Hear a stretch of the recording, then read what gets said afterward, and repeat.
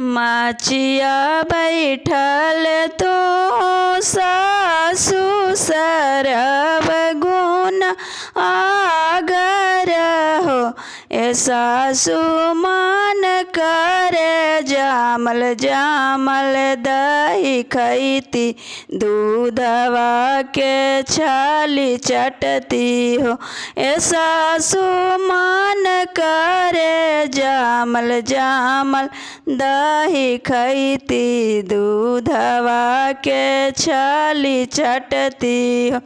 एतना बचन सासु सुनली त सुनहु न पावली हो। ए ललना दौड़ी दौड़ी दहिया लुकावली, कुड़नियो न देखावेली हो। ए ललना दौड़ी दौड़ी दहिया लुकावेली, कुड़नियो न देखावेली हो। माचिया बैठल तू गोतिन सरवे गुण आगर हो। ए गोतिन मान करे बैगन के चोखा खैती, आम के खटाई चटती हो। ए गोतिन मान करे बैगन के चोखा खैती, आम के खटाई चटती हो। एतना बचन गोतिन सुनली त सुनहु न पावली हो।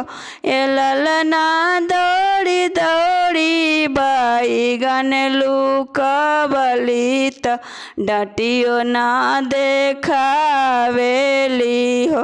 ए ललना दौड़ी दौड़ी बैगन लुकावेली त डटियो ना देखावेली हो।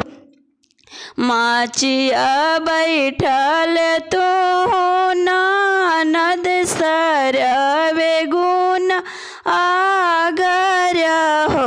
ए ननद मान करे चाउर के चवेनी फकती, मली के चटनिया चटती हो। ए ननद मान करे चाउर के चवेनी फकती, इमली के चटनिया चटती हो। एतना बचन ननद सुनली त सुनहु न पावली हो। ए ललना दौड़ी दौड़ी चाउर लुकावली त मुठियो ना देखावेली हो।